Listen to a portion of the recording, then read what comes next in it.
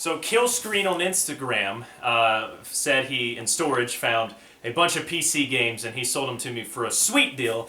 And I only saw one picture. I only know of maybe 2 games that are in this pile. And he said there might be over 100 in here. And I know of 2 titles that are in here and I'm quite excited to see it. But I told him I'd do a video on it because I have no idea what's in here. It just came today. And I'm going to open it up, get an initial reaction, and then we will go through each individual game later. But we can kind of see what we've got in here. Oh! We definitely got quite a bit. Oh, these are Commodore. Avalon Hill's Iron Ship. Avalon Hill, the board game company. Oh no. These are really, really, really, really hard to find games. Oh god, Killscreen was not joking. Never seen a case like this before. This is for the Apple and Atari. Wow, I don't think I've seen... Oh, there's his logo. He sent me some stickers. I was asked for some. Don't think I've ever seen it in a holder like this before, but there's the floppies. That's something we'll take a look at in a second. You can tell that was definitely from the 80s by that graphics on the front there. But he also said, night games? No way! Okay, a lot of this stuff I was looking for. I don't know what's in there. I'll have to open it up and take a look. And he also said that he had some stuff in conversational Spanish for the Atari 400. You can see that it has the cassettes, which the Atari 400 did take cassettes. And then it looks like we have a Astro Grover Sesame Street with whatever that is. We'll take a closer look at that in a second. Oh no. Oh no. There is so much in here. Sure enough, we got plenty of boxes. Summer games. Oh, look at world history for the Atari. Educational games. Oh man, we got a lot in here that is gonna take a lot to go through. Got a manual for the Atari 800 XL. Look at those boxes. We got Commodore 64. Got Death Maze. A lot of amazing stuff in here that I'm just not really sure how to react to. Here's the loose ones. Oh my lord. So here's just the stacks of loose floppy disks. A lot of this looks bootleg, which is kind of up my alley. So as you can imagine, I was very excited in that shot that you saw there, and I did go through all the games after that shot, and that envelope that I just tossed because I didn't know what was in it, that was probably the best part of this entire haul, and I just chucked it. I mean, it did no damage, but it's just funny that at the time I didn't realize that what was in there was the holy grail of this package, but we'll get to that. Just again, I know I said it before, but thanks to Killscreengames, I was actually asking for some stickers and he sent me some. This guy's pretty good if you need anything for a console. I just want to reiterate that I know that I'm a PC channel, but he does not sell PC games, and he only really sells them to me as he comes across them, which is what a lot of people do. But he has a store, and he sells things on Instagram, not just video games. He actually had a claim sale recently that had a bunch of old 80s toys and things of that nature. He doesn't sponsor me or anything, and I actually purchased all this off of him, but it's just a shout out to people who help the collection grow and understand that what I'm trying to do here is create an archive, and I'm not trying to resell anything, and he made me a good deal on this. First off, the loose floppy disks were pretty interesting because a lot of it seemed like it was copies, and then the rest seemed to be blank, and everything was really well packaged and everything was well stored. The only floppy I found was this one, which has been bent and probably won't ever read. I will probably keep this though, just in case I want to show someone what the inside of a floppy houses, then I can use this one as it'll be no damage to me. And interesting enough is that these green floppy disks that came, this one's letters go round, and all these floppies got numbered, so whoever had this was keeping some form of record. But this floppy disk is very interesting. Not only is it green, but it says the Naval Air Engineering Center, Lexington? No, wait, that's Lakehurst, New Jersey.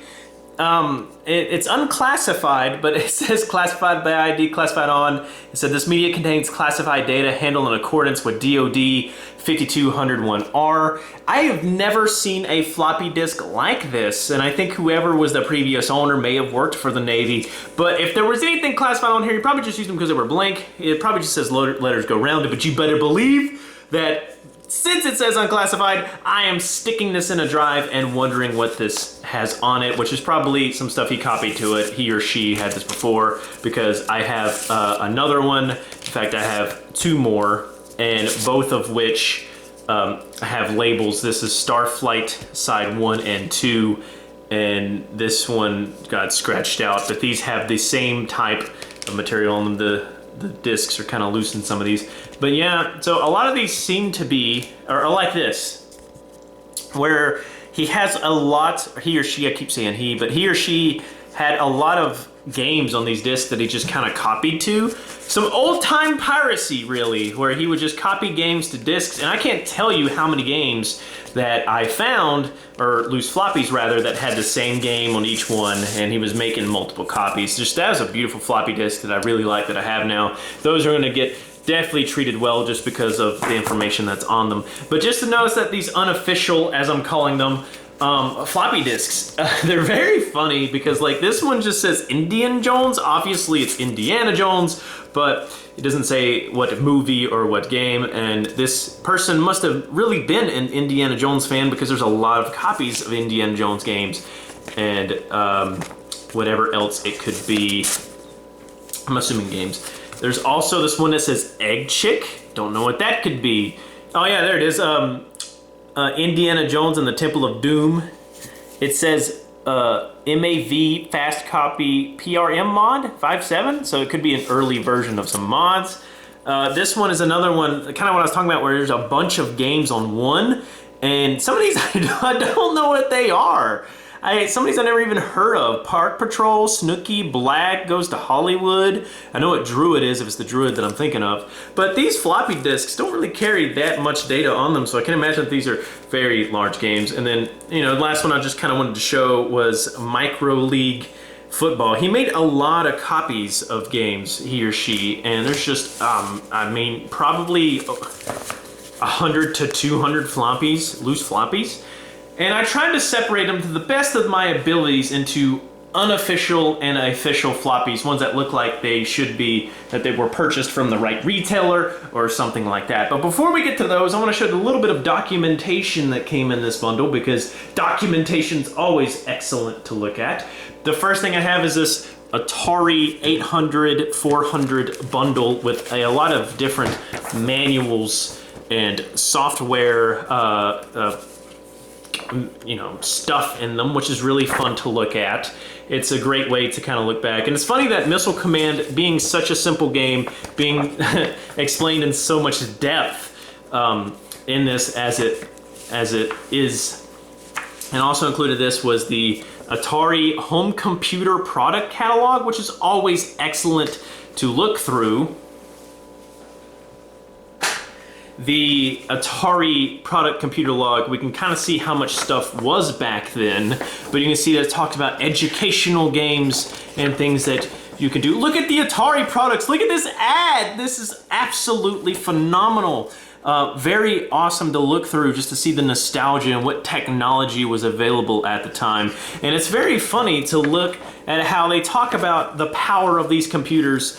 The inexpensive Atari 400 computer and the extremely flexible Atari 800 computer share many powerful features. Both offer a 10K ROM operating system. Both work with Atari program cartridges or cassettes. Atari home computers offer sophisticated color graphics, 128 possible hues, and upper and lowercase letters from a full 57 keyboard range. It's just amazing to see that, you know, what was considered powerful back then, and the games that they're advertising is absolutely stunning to view. And I love these old manuals. I have an old magazine such as this, and I don't think it's actually showing the prices of anything, unfortunately. I'm not really sure what you were supposed to do with this. There's an Atari acoustic modem, but again, none of this really talks about Pricing, I guess you were supposed to write in about what you wanted. The price may run people away. I'm not really sure who the intent of this catalog was for, but this is the Atari binder I alluded to earlier, all with different things and how to work with your Atari 400 and 800. Very cool stuff. I also have a couple reference manuals. I love that this reference manual to the DOS-2 is so huge and just so much stuff that you need to do. I mean, look at those command typings. And then to top it all off with all this documentation, I do have a couple random things like the manual for Star Raiders, the owner's guide to the Atari 1050 disk drive, a manual or reference guide of sorts to a game, a couple game manuals actually, Broadside, Defender, Deluxe, Invaders, and then the Atari 800 home computer XL owner's guide. And then last but not least, a giant book all about the basics of the Atari 400. And by today's standards, the Atari 400 can't really do a whole lot, but at the time, these were really powerful home computers, and there's a reason why there is such a giant book based on it. But you're done with the documentation. You've had enough of that. Let's get on with the games. All right, so fairly quickly, we're gonna go through the official, as I call them, floppy disks. There are an absolute crazy number of them. This is the first stack. We're just gonna go through them fairly quickly. I may edit this in post. It may be longer than the original, but I may upload the unedited version to Patreon. Maybe not, depends on how boring it is. First, we got the Sesame Street Pals in Town. And they put these numbers on here, I guess, to kind of label the games, and I can't tell if this is official or not, but looks like there's Breakout and something Hero. Yeah, who knows? We got the Run disc for something. I'm not really sure what Ahoy is, but I got a couple of those. Print Shop Graphics, and this, who knows, Garden State Commodore User Group. Considering that this haul came from New Jersey, I'm imagining I'll see a lot of New Jersey things on here. A double feature for something, another Ahoy disc, the Newsroom Springboard software from Broderbund, and actually Kuluku Video Games, which happens to be my mom, actually gave me a bunch of Broder-bound games today as well, Carmen Sandiego and things like that, and I need to post those to Instagram. A Big Bird special delivery Sesame Street thing, more Ahoy stuff. You know, it's just so much here. I'm just going to try to go through it a little quicker. You got the Carriers at War, and it's important to note that most of this is for the Commodore or the Atari, if not all of it. Got Risk, Thunderblade, another Garden State Graphics set, Memphis Commodore User Group Disc Exchange for the Commodore 64. I guess people are like trading games around and shareware and whatnot. Maverick, whatever that is.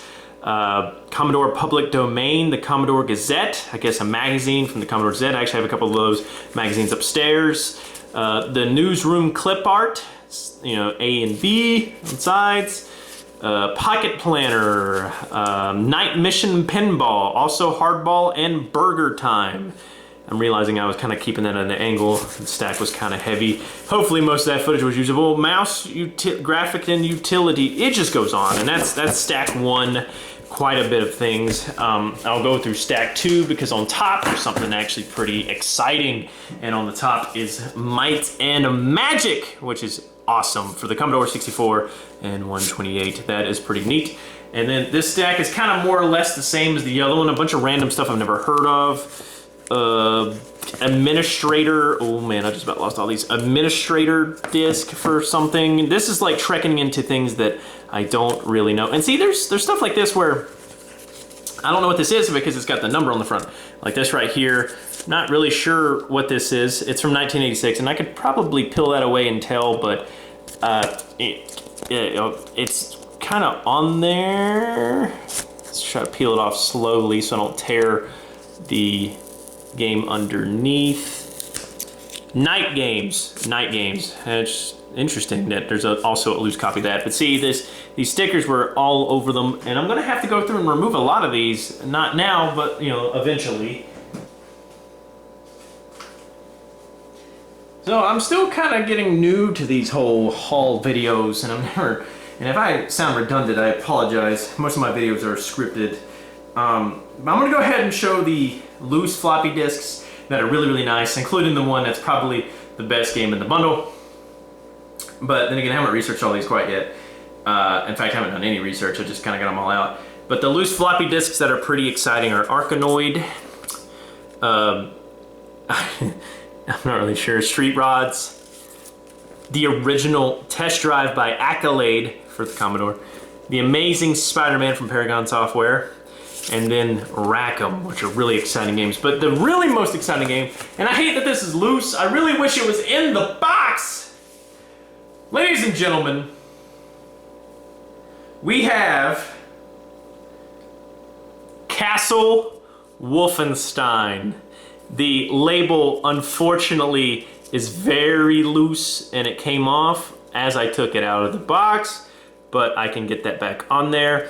This is Castle Wolfenstein from id Software for the Atari 400 800. This is before id Software was, you know, id Software, and there is the manual Castle Wolfenstein by Muse. This is just amazing to see that I don't have this in the collection, and that's what Wolfenstein looked like back then, which is insane. And I'm just amazed at even having this at all, and this is pretty exciting. I wish I had the box, but I will take the floppy that I'm going to take care of and get the label back on there. This is pretty dope. 1982 Castle Wolfenstein by id Software. Actually, when I first saw this, I flipped out. I was pretty excited, but yeah, that's Castle Wolfenstein. There we go, like new, I replaced the label. Yay. But that is exciting. I didn't replace the label, I just got it stuck back on there. Gotta keep in mind, I'm really excited, and whew, I should have just calmed down first before doing this. Alright, so now the floppies are out of the way, and in no particular order, I'm gonna show what we got here. A lot of cool stuff, and I haven't looked inside of the boxes of I've looked inside of the boxes of a couple of these, but we're not gonna open them each individual one up. There is about 30 boxes maybe. I don't know, I didn't really count, but here we go. No particular order. First, we have a bunch of Avalon Hill video games, which is interesting. Avalon Hill is a board game company, and they made games as well. First we have, these boxes are so big. We have Close Assault, microcomputer game. It's very nice, 1 to 2 players. And there's a lot going on the inside. I actually opened this up, and we have little punch-out pieces like the Avalon Hill board games. And several of these have this, along with a very pristine copy of the floppy and the games that are also available. But it also came with a game board. I'm not really sure how this works. Again, we're trekking into territory I don't really know. I'm not sure if you're supposed to go off of this and the computer just aids you. But regardless, pretty cool. And a lot of these Avalon Hill games are very thick, and I think it's because they have these pieces in them, which is very curious, and I don't know much about it, but that is Close Assault. There is no graphics of the game, but it's interesting. I think, yeah, so here we go, I answered my own question. It says the computer resolves all combat results and settles all line-of-sight questions. The computer handles double hidden movement and keeps track of every man, and every man counts in combat. All right, so it's a guided board game, which is interesting, I guess. And another big one of that is Tank Ticks, which I looked inside of this one. Box is really big. I looked inside this one, and it too has a ton of game pieces, and I imagine it's probably the same way. It includes 2-piece full color 22 by 16 inch map board, over 240 counters, half-inch counters, 5 different scenarios, instruction book, and diskette.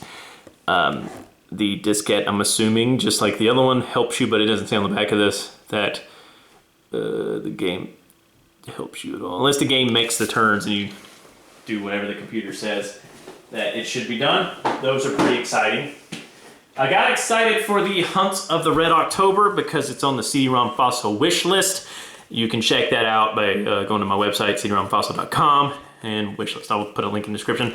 But it's another one of those Tom Clancy games before Ubisoft took over, and it's really cool to see this. And the graphics are pretty amazing considering when this released in 1984.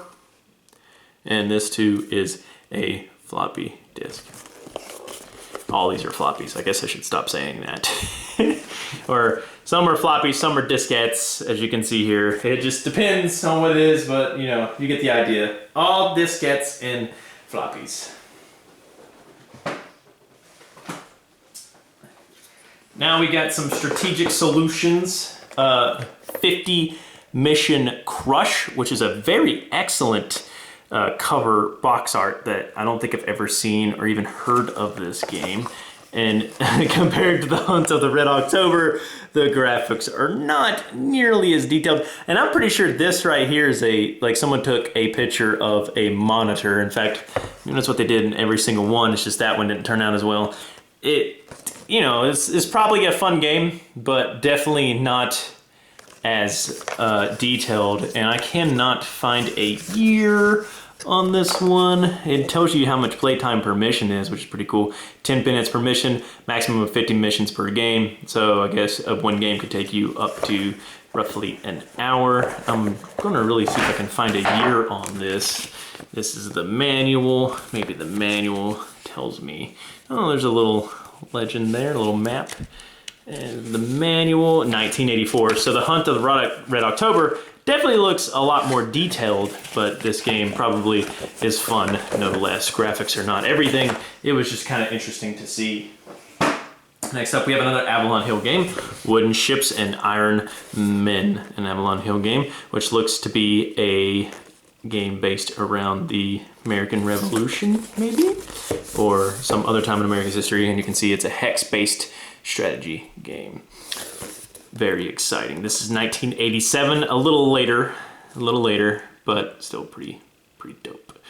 And yes, it takes place during the revolutionary times. Yeah, that's pretty cool. Next up, in some more big but thin boxes, are more Avalon Hill games. I've never had boxes of this form factor to be so tall and yet so skinny. This is B-1 Nuclear Bomber, which I kind of want to play, but I can't see screenshots on the back, and something tells me that this is one of those games that is guided, maybe, but then again, I haven't, yeah. Here is a map. You might not go off of that, though.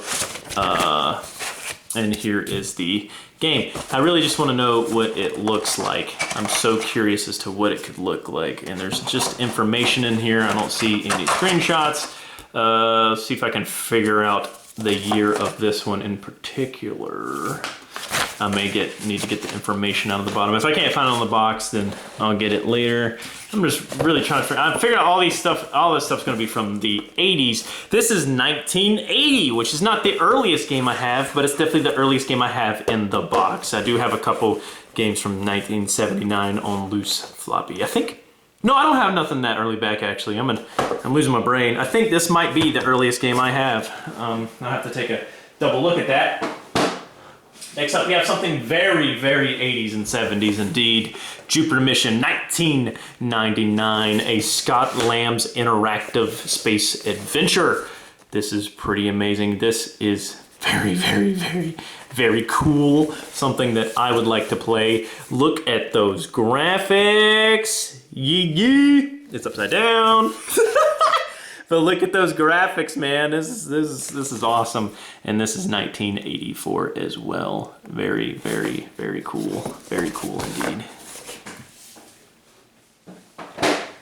Next, we had a floppy of this loose one already, but this is Carriers at War, 1941 to 45, and this is very interesting how this opens. It opens almost like a book, and it shows you all kinds of cool things and includes the scenarios, and the floppies are housed within this package. That's the manual, I think. I think the floppy may be in those loose things. One of these, I was able to find the floppy, and the floppy might be in that loose pile that went to this.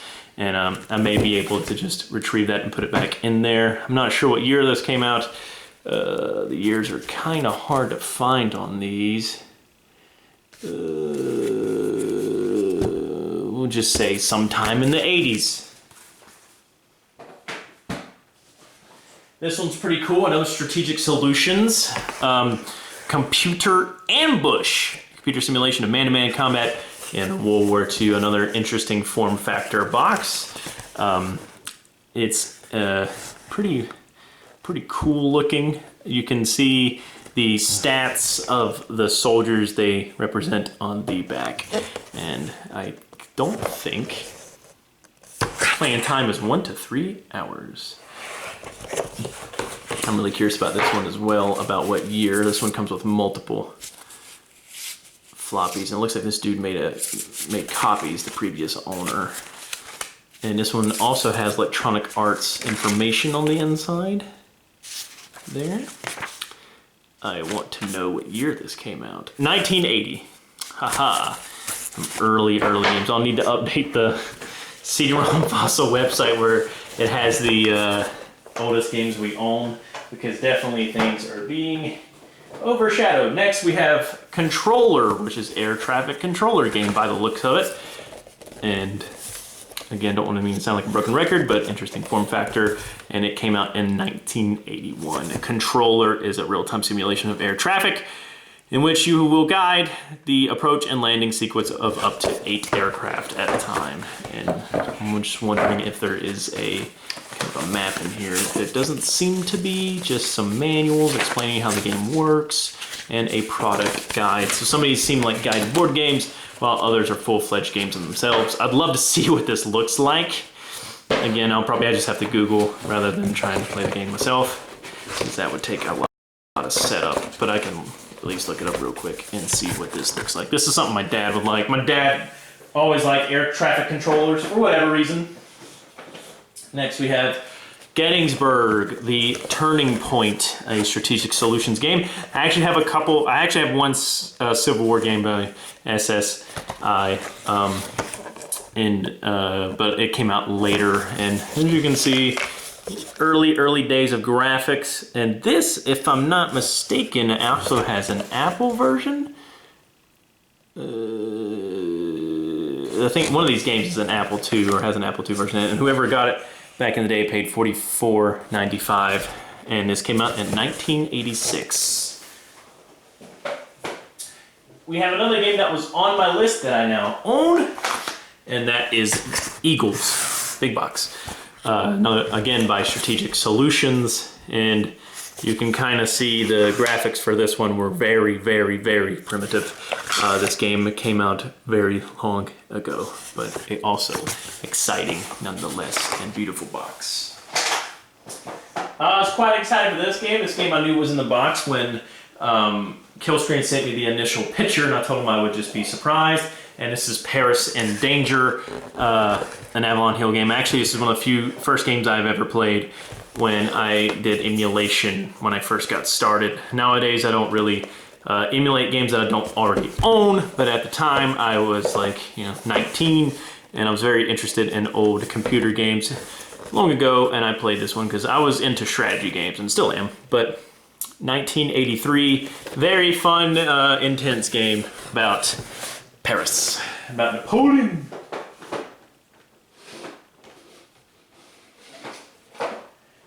Next up we have The Guns of Defiance, another Avalon Hill product, and it might have a cassette in there.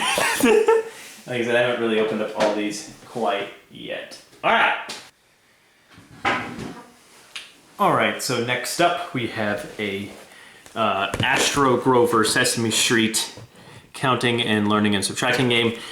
Kid put a sticker on it at the time, but what's really cool about this is that it actually has a keyboard layout for the child, so they aren't confused with the keys. They can see what they need to press to play the game, which is really, really cool and some I've not really seen, and it came with 2 of them. That is really neat. And the only thing about this is that it seems like more was here and whatever was there is no longer. Not really sure what was meant to be there, but I will do research and find out and see if I can't find a complete copy for cheap. And just, you know, this one really struck my curiosity and I really want to see what else it has to offer.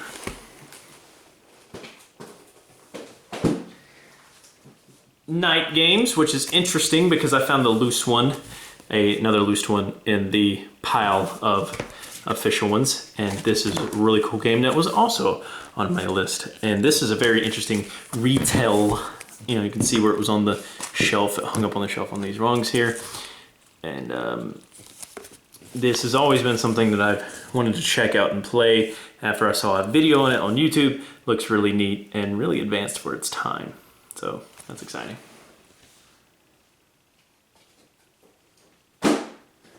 Next up we have summer games, the strategy games for the action game player. But yeah, summer games. If you know, you know. If you don't know, well, it's poo-poo. Glad I have it. Now these are very interesting EA games. I've actually heard about these. EA, I did a report for this in college. EA in the early days of their company wanted to stand out on the shelves, which I would argue started the whole big box craze. They wanted people to see their games as more of rock star albums and kind of stand out to people who wanted to buy them. So they had these form factor cases where they're square. You typically have the format down here and you would have it sort of like this. Now this is an Accolade one, and the reason I say EA was because I have one from EA on beside me, but it's definitely not as cool looking as this. But when I did my report on it, I found that EA was one of the first people to do this, and this is one of their games, Electronic Arts. You can see the original EA logo right here, and sure enough, we have, it opens up, and you read about it, and the game is stored in there. It's a very cool way to have your game packaged so it stands out. I wish they put the year on here, 1984. So that is pretty cool that I have those now. Speaking of weird cases, this one is very interesting because I've never seen anything like this. I do have a game that's housed like this. It's a Civil War informational thing, but it was a lot later than this. This is a adventure game, Saga #1. And if we open it up, we get some packaging, and hopefully YouTube does not flip out over this, but this is the graphics adventure instructions, and you can tell this is 1982 because of course we gotta have a topless female with a dragon slapping at a cyclops with Nosferatu underneath and a dinosaur. And what is this? Huh? Of course that's so 1980s, but in the packaging we have a singular floppy disk and some documentation. I'm guessing someone paid 40 bucks for this masterpiece of media. But yeah, that's a very interesting box indeed.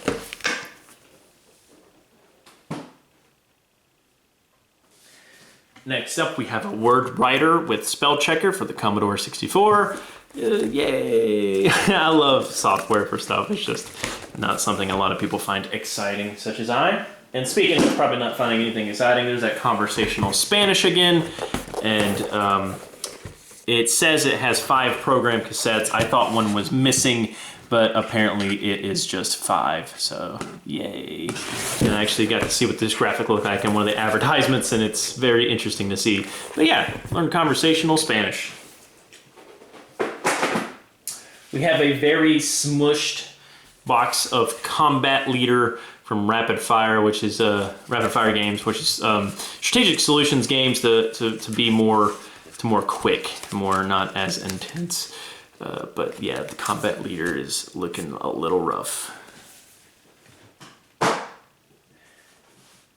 Next up, we have the Rendezvous with Rama. It's based on a novel by Arthur C. Clarke, and it's a game, and it opens up like a book with the media stored in the outer pages. Again, some packaging you rarely see, and I'm glad I have it.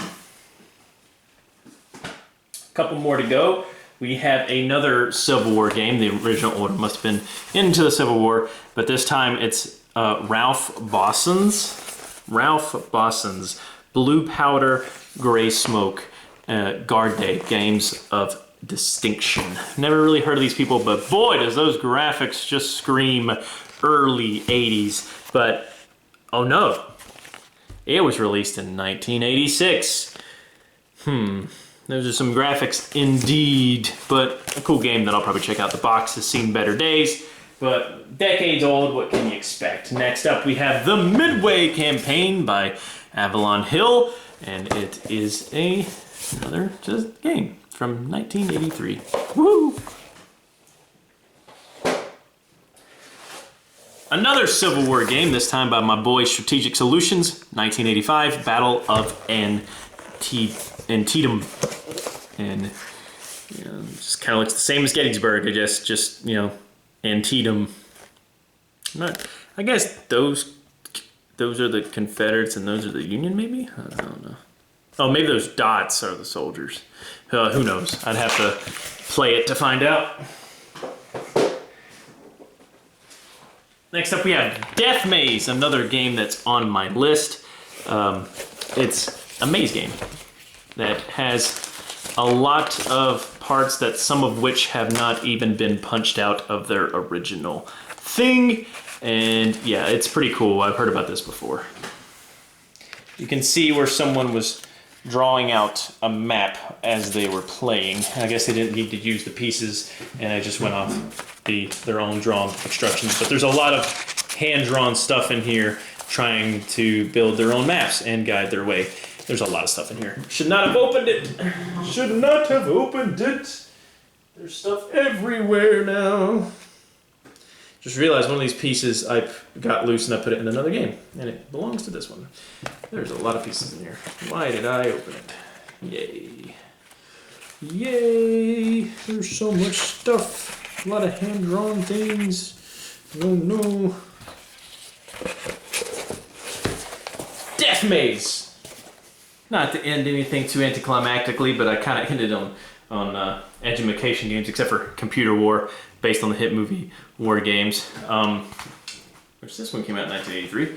But now we got a personal financial worksheet, and then Success with Math, Multiplication and Division, Success with Math Linear Equations, Success with Math Quadratic Equations, and then World History, which is very thick, so it's probably full of cassettes. It contains 4 cassettes, and it says there are accessories required, but I don't know what those accessories could be. I guess the peripherals to play them, and yeah, sure enough, they got, it seems like there's more than 4 cassettes in there, but I'll investigate that later.